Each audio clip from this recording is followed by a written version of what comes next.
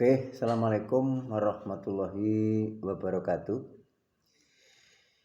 Masih bersama kami Palip channelnya masyarakat rendah ke bawah. Kami awali Bismillahirrahmanirrahim. Pada kesempatan ini saya ingin bicara, menanggapi, menganalisa hiruk-pikuk politik yang sedang terjadi dengan berbagai proses dinamika politik yang sangat unik sekali, yang penuh serba kemungkinan. Maka orang menjadi bingung, orang menjadi bertanya-tanya bagaimana sesungguhnya yang akan terjadi, terutama dengan hengkangnya atau berpisahnya Demokrat dengan Surya Paloh, Nasdem, dan hengkangnya Surya Paloh, Nasdem, kemudian PKS, ya, dengan bergabungnya Caimin menjadi calon wakil presiden dari Abang Anies Baswedan. Saudara-saudaraku yang saya cintai, terutama golongan masyarakat rendah ke bawah. Walaupun kita golongan-golongan rendah, kalau bisa kita harus tahu bagaimana proses dinamika perjalanan politik, perpolitikan yang berjalan di Indonesia ini.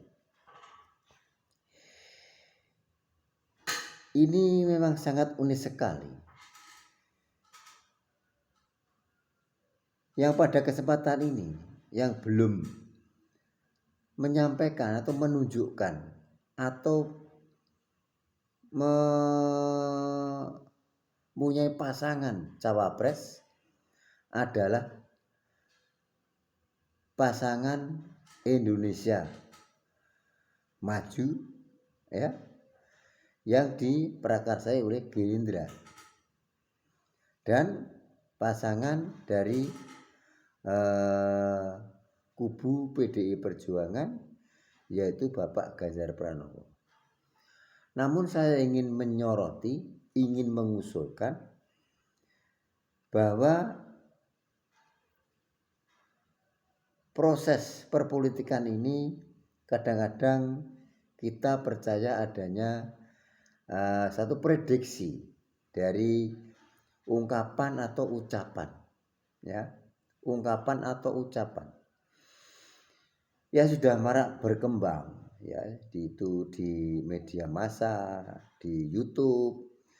Itu ada beberapa ungkapan yang itu nanti menunjukkan atau memberikan satu arahan bahwa yang akan menjadi pimpinan Republik Indonesia adalah A, sesuai dengan interpretasi daripada orang-orang yang membaca atau orang-orang yang mendengar kalimat itu.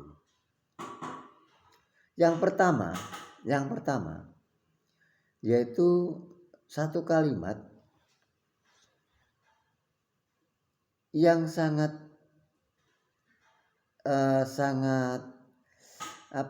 unik, ya, tentunya. Yang nomor satu, pimpinan Indonesia adalah Satrio Pinunjoro Mawa Kuncoro. Nah, Satrio Pinunjoro Mawa Kuncoro. Jadi yang kedua, Satrio Wibowo, ya, Satrio Wibowo kebak bondo, kebak bandu, kesampar kesandung. Ini ungkapan atau kalimat yang kedua. Kemudian kalimat yang ketiga, bahwa pemimpin Indonesia itu adalah Satrio Jinimpit Sumelo Atur. Satrio Jinimpit Sumelo Atur. Ini yang ketiga. Kemudian yang keempat itu Satrio Piningit Hamung Tuwuh. Satrio Piningit Hamung Tuwuh. Ya. Ini. Setelah itu yang kelima yaitu Satrio Nglelono tanpa Rama. Ya. Satrio Nglelono tanpa Rama. Ini. Terus yang ke-6 ya. Yang ke-6 adalah Satrio Tinarbuka Mawa Gapura. Nah ini. Satrio Tinarbuka Mawa Gapura. Nah. Kemudian yang ke-7 adalah Satrio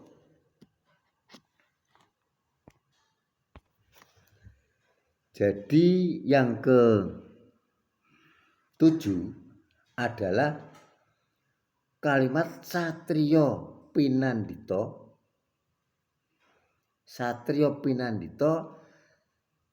Sabdowali Pandita Ratu. Ini. Makanya ini sudah pernah terjadi. Sudah pernah terjadi. Yang pertama mari kita uraikan, kita bahas satu persatu mana yang kena ya, atau bagaimana realisasi daripada kalimat tersebut. Yang pertama adalah Satrio Pinunjoro Mawa Kuncara. Jadi pemimpin Indonesia ini di dalam pemerintahannya itu banyak ya ada pelanggaran konstitusi yang mestinya dia masuk di dalam ranah hukum yang pada endingnya adalah pemimpin negara itu dimasukkan penjara. Itu. Jadi walaupun barangkali tidak masuk penjara, tetapi pimpinan atau kepala pemerintahan negara Indonesia itu banyak melanggar konstitusi yang sebenarnya itu bisa masuk di ranah hukum. Ini yang akhirnya bisa dipenjarakan. Dan orang ini namanya sangat harum sekali.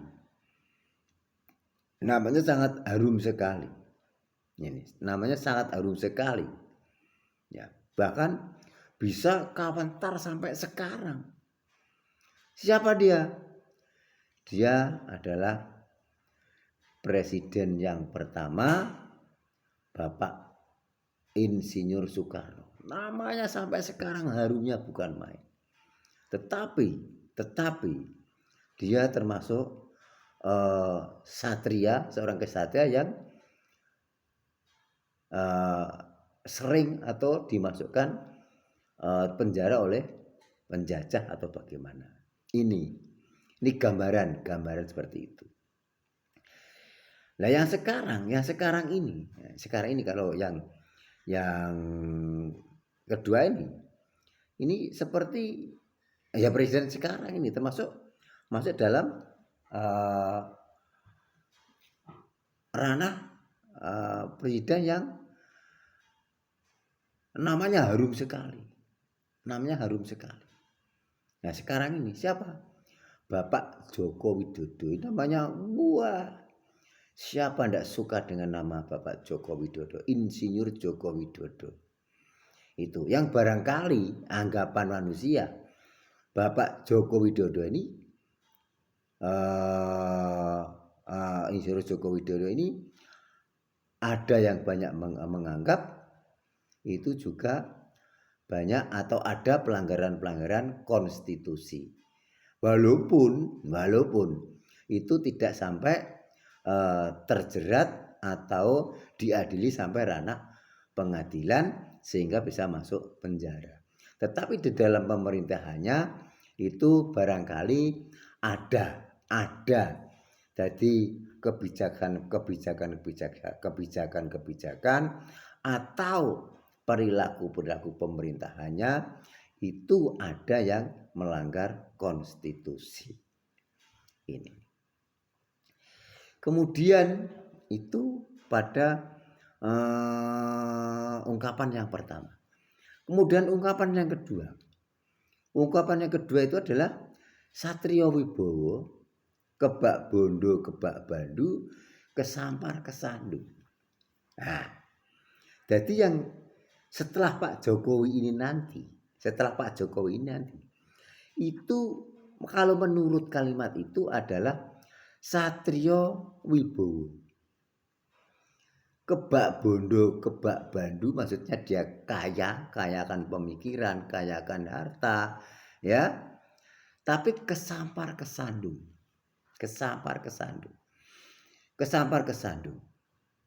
Artinya apa? Mereka itu calon presiden kita ini yang sekarang ini penuh dengan berwibawa. Beliau berwibawa. Biarpun dengan bergaul atau tapi dia tetap berwibawa. Gitu, berwibawa. Dia punya kekayaan yang luar biasa. Ya. Yang nantinya bisa menenteramkan rakyat, adem ayem, orangnya tegas, sudah terdidik di dalam menjadi seorang pimpinan republik ini. Itu.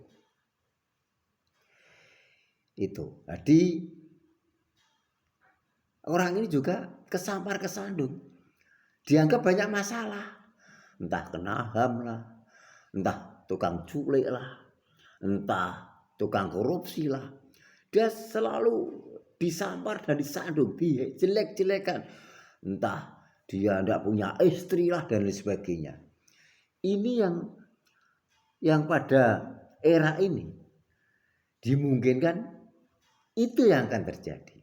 Nah, sosok siapa yang sebenarnya yang ada di dalam kata-kata itu, di dalam kalimat itu kalau saya menilai kalimat itu berada pada sosok pribadi yang namanya Prabowo Subianto. Ya. Sosok uraian ungkapan yang kedua, kalimat yang kedua, Satrio Wibowo kebak bondo kebak bandu kesampar kesandung, ini terdapat pada sosok, menurut pendapat saya itu terdapat sosok yang bernama Prabowo Subianto. Ini menurut pendapat saya. Kalau masalah pendapat Anda silakan ya. Kalau menurut saya sosok itu ya, setelah Pak Jokowi ini ya, yang Satrio Pinunjoro kemudian Satrio Wibowo, itu adalah sosok Bapak Prabowo Subianto. Dia mempunyai kewibawaan yang cukup wibawa. Oleh sebab itu nanti Pak Prabowo Subianto juga harus mempunyai wakil presiden yang juga berwibawa. Walaupun dia tidak kaya dengan harta, dia harus punya banyak kaya dengan ilmu pengetahuan, kaya dengan hati, ya ta? Dan kaya dengan pemikiran-pemikiran yang pemikiran-pemikiran yang brilian, ya, sehingga nanti akan betul-betul bisa membawa kemasyarakatan yang membantu Bapak Prabowo Subianto untuk membuat kebijakan-kebijakan yang cocok di era setelah Bapak Jokowi. Siapa sebenarnya sosok wakil presiden yang harus mendampingi Bapak Prabowo Subianto? Mereka harus berwibawa. Siapa dia? Itu sosok itu hanya satu orang yang saya nilai. Siapa dia? Profesor Dr. Yusril Issa Mahendra. Maaf Pak Yusril, ini menurut pendapat saya. Jadi yang menjadi wakil presiden di era Pak Prabowo menurut kata-kata itu, ya toh, itu adalah Profesor Dr. Yusril Issa Mahendra. Insya Allah dengan pasangan Prabowo Subianto dan Yusril Issa Mahendra itu nanti akan bisa membawa sebuah, kalau di dalam orang bernikah itu ada tujuan, ya, ada 2 tujuan, yaitu untuk menjadi masyarakat yang berkasih sayang, ya, dan masyarakat akan menjadi tenteram. Coba ini kita buktikan saja. Jadi dengan kepemimpinan Prabowo Subianto dan Yusril Issa Mahendra nanti akan bisa memayungi, akan memberikan satu peneduhan kepada rakyat, ya, dengan mencapai berusaha untuk mendapatkan ketentraman dan kasih sayang sesuai dengan ajaran agama apapun, itu semua adalah berkasih sayang. Kalau orang Islam ya Ar-Rahmanir-Rahim, ya Ar-Rahmani kang welas asih ana ing donya lan akhirat, ya. Ar-Rahimi kang welas asih ana ing akhirat tok. Jadi masalah keibadahan yang harus juga dikerjakan. Orang agama yang lain Kristen dasarnya juga cinta kasih. Ini. Oleh sebab itu mudah-mudahan ungkapan ini nanti bisa terwujud. Andai kata toh tidak bisa terwujud, itu Allahu a'lam. Ini jadi setelah Bapak Jokowi ini itu jawabannya adalah Satrio Wibowo kebak bondo kebak bandu, ya kesampar kesandung. Sosok itu yang menurut saya dimiliki di dalam kepribadian, di dalam sosok Bapak Prabowo Subianto.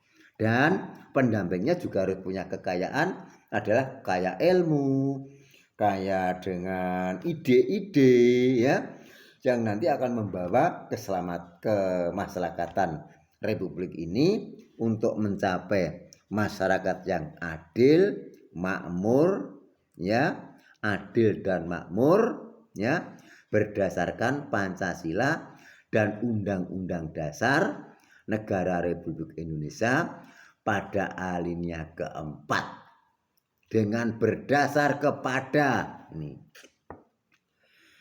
ketuhanan yang Maha Esa,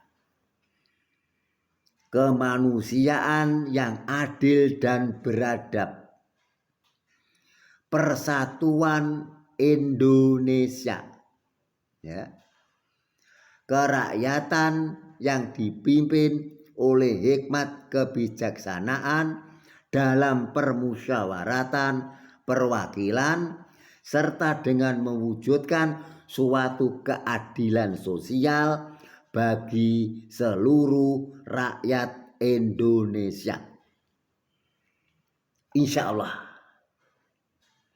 sosok Pak Prabowo dan Yusril Issa Mahendra kalau diridhoi Allah Subhanahu wa taala akan bisa mencapai masyarakat Indonesia itu masyarakat yang tenteram dan berkasih sayang sesuai dengan tujuan pernikahan di dalam surat Ar-Rum ayat 21. Ini. Kemudian untuk ungkapan yang ketiga, ya, ungkapan yang ketiga, ya, itu adalah Satrio Jinimpit. Satrio Jinimpit Sumelo Atur. Ya. Satrio Jinimpit Sumelo Atur. Siapa sosok itu? Sosok ini adalah sudah pernah terjadi setelah pemerintahan Presiden Soeharto. Bapak Insinyur Muhammad Haji Soeharto. Bapak Muhammad Soeharto. Siapa dia? Bapak Habibie. Bapak Habibie tidak dipilih melalui parlemen. Tapi Bapak Habibie itu hasil jimpitan, dijumput, diambil. Dijimpit, diambil, dicikok gitu loh. Satrio Jinimpit dijupuk satu til. Siapa ini? Oh, Babi. Sumelo Atur itu atas usulan-usulan para pembesar-pembesar atau usulan-usulan dari masyarakat. Iki lho Habibie wae dadekno presiden sementara supaya bisa membuat pemilu, ya, setelah era reformasi. Siapa? Habibie. Ini. Ya. Nah, setelah Pak Habibie siapa? Ya. Jangkanya siapa? Satrio. Nah, ini juga Satrio. Satrio Piningit Hamung Tuwuh, ya. Satrio Piningit Hamung Tuwuh. Jadi setelah Pak Habibie ini yang menjadi pimpinan Indonesia itu menjadi negarawan Indonesia, pimpinan NKRI adalah Satrio Piningit Hamung Tuwuh. Siapa?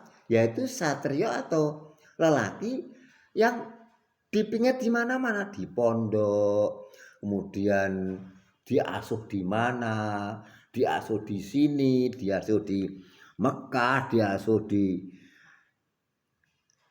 di Arab, ya. Sekolah di mana, dipingit di mana-mana. Satrio Piningit Hamung Tuwuh. Nah, dia dipilih di parlemen, ya, secara aklamasi, tetapi hanya tuwuh itu kalau bahasa Jawa itu tukul, mung tukul tok, gitu.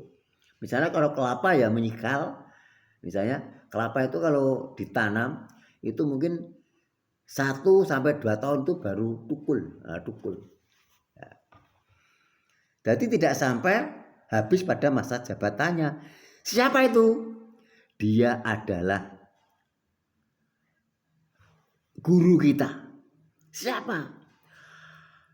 Bapak Kiai Haji Abdul Rahman Wahid atau Gus Dur.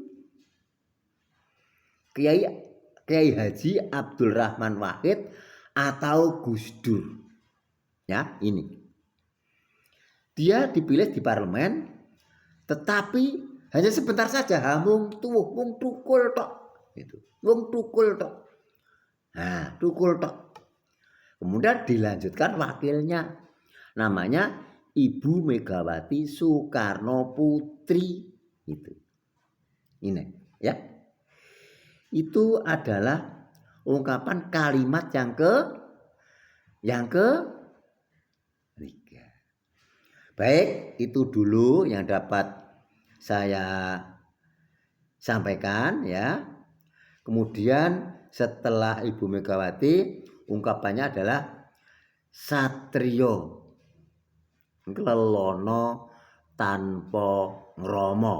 Jadi satrio nglelono tanpa ngromo. Jadi setelah Ibu Megawati yang menjadi Presiden Republik Indonesia adalah satrio nglelono Sumatera, datang ke Sumatera, ke Irian, ke Maluku, ke Jawa, Jawa Barat. Nglelono, nurut. Dia pernah tugas di mana-mana. Ya, dia siapa? Yang pernah nglelono di mana-mana? Tebak sendiri. Ya, siapa setelah Ibu Megawati? Gitu ya. Baik, kemudian yang setelah itu Satrio Tinarbuka Mawa Gapura. Nah, nanti pada akhirnya adalah Satrio Pinandita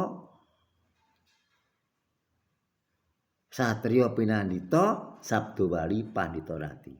Baik, sampai ini dulu yang dapat saya sampaikan ya. Mudah-mudahan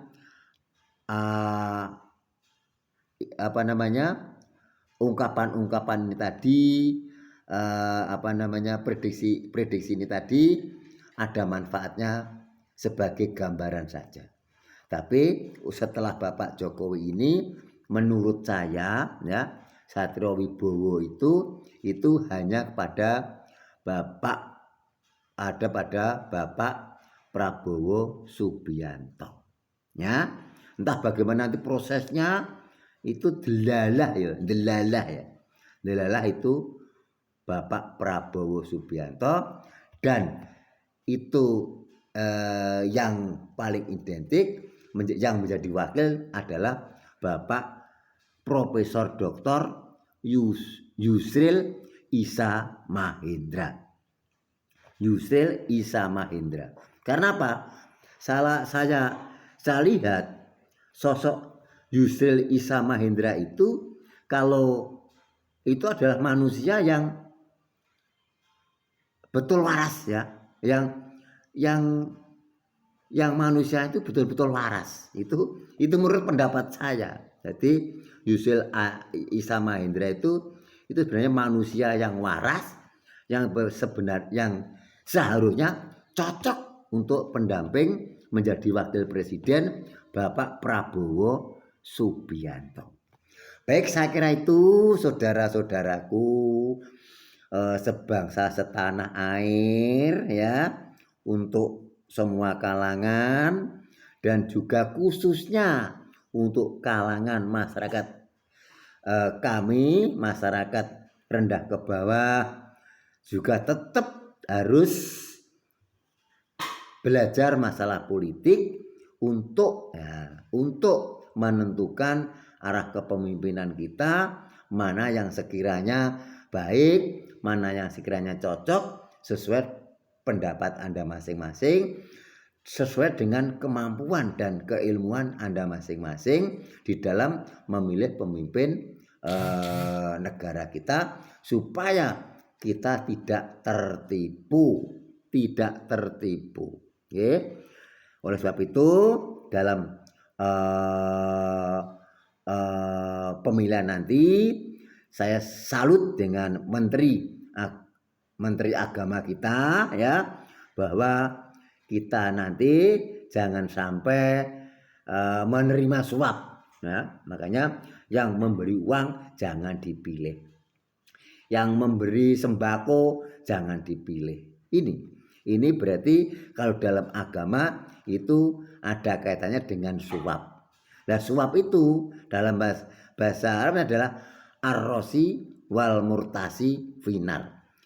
Bagi siapa yang menyuap atau dan bagi siapa yang disuap semuanya masuk neraka ya. Baik itu perorangan maupun secara kelembagaan. Itu ya. Misalnya ada pondok-pondok ya, disuap dengan sekian miliar, dibangunkan ini supaya memilih calon presiden ini. Ini sudah termasuk suap. Mungkin perorangan, nanti ada namanya serangan pajar. Ini nanti nyoblos ya Pak ini dari ini sekian. Atau bentuk suap-suap tapi dari bentuk bangunan itu ya bagus. Ini tak buatkan jalan, sacorkan jalanmu, nanti milih aku ya, milih partaiku ya. Nah, itu juga termasuk suap. Saya kira itu. Kemudian jangan sampai nanti menurut Bapak Menteri Agama untuk memecah belah umat. Ini sangat salut sekali dengan ungkapan itu. Tapi saya yakin Bapak Menteri Agama ini bahwa agama Anda nanti itu jangan untuk membelah umat, tapi agama Anda nanti untuk berpikir. Afala ta'qilun, maka berpikirlah. Bagaimana berpikir? Ya mau nyoblos siapa ya yang cocok dengan keadaan sekarang ini. Apa kita memilih yang pegawai partai atau memilih yang bagaimana ya, atau memilih yang didalangi siapa, memilih orang yang didukung siapa ya, nanti akhirnya bagaimana sehingga tidak mempunyai otoritas sendiri di dalam mengambil keputusan. Tetapi kalau menurut saya Pak Prabowo nanti saya bukan untuk saat ini mendukung atau tidak mendukung ya, tapi prediksi saya Pak Prabowo itu nanti mampu untuk mengambil keputusan secara kelembagaan. Jadi otoritas Pak Prabowo itu akan semakin tinggi dibandingkan dengan calon-calon yang lain yang notabene itu dipangku oleh partai A atau dipangku oleh partai B, sehingga otoritas keputusannya tidak ada, harus mengikuti perintah daripada yang memangku ya, yang elus-elus demikian. Tapi dengan Pak Prabowo insya Allah Pak Prabowo tidak dipangku siapa-siapa, yang memangku adalah partainya sendiri, warganya sendiri, dan yang memangku adalah siapa? Yang memangku adalah koalisinya. Walaupun toh non kabarnya didukung oleh Bapak Jokowi. Tidak apa-apa, ini sah-sah saja. Pak Jokowi mendukung salah satu calon presiden untuk menjadi presiden. Ini sah-sah saja. Jadi setelah Pak Jokowi nanti lengser, itu Pak Jokowi sudah menjadi orang biasa, berhak, punya hak politik untuk mendukung siapa saja. Yang pada kesempatan ini non kabarnya Pak Jokowi didukung oleh Pak Prabowo didukung oleh Bapak Jokowi. Demikian ya. Nanti Pak Prabowo bersama Pak Yusril Isra Mahendra ya. Tolong nanti mudah-mudahan ini diridhoi oleh Allah Subhanahu wa taala. Kemudian kalau ada pengusulan yang calon wakil presiden umurnya 35 tahun ke atas, itu monggo terserah, tergantung. Tapi lebih idealnya Pak Prabowo, lebih idealnya kalau Bapak Prabowo itu memilih Bapak Yusril Isra Mahendra. Dan nanti misalnya ada deal dengan Pak Jokowi misalnya, tolong nanti dibicarakan terlebih dahulu ya, dirembuk Pak Jokowi. Ini gimana Pak Jokowi kalau Mas Gibran tidak dulu bagaimana. Tetap saya minta doa restu dari Bapak Joko Widodo. Ini saya harus dirembuk. Oh, jangan langsung mengambil keputusan sendiri secara sepihak, akhirnya nanti akan bisa menyakitkan salah satu pendukung atau salah satu anggota daripada koalisi. Saya kira itu, saudara-saudaraku. Akhirnya saya mohon maaf yang sebesar-besarnya apabila ada kesalahan, tutur kata yang tidak berkenan kepada Bapak, Ibu, saudara-saudaraku semuanya, baik dari golongan mana saja, khususnya dari golongan masyarakat rendah ke bawah. Akhirnya, billahi taufiq wal hidayah. Wassalamualaikum warahmatullahi wabarakatuh.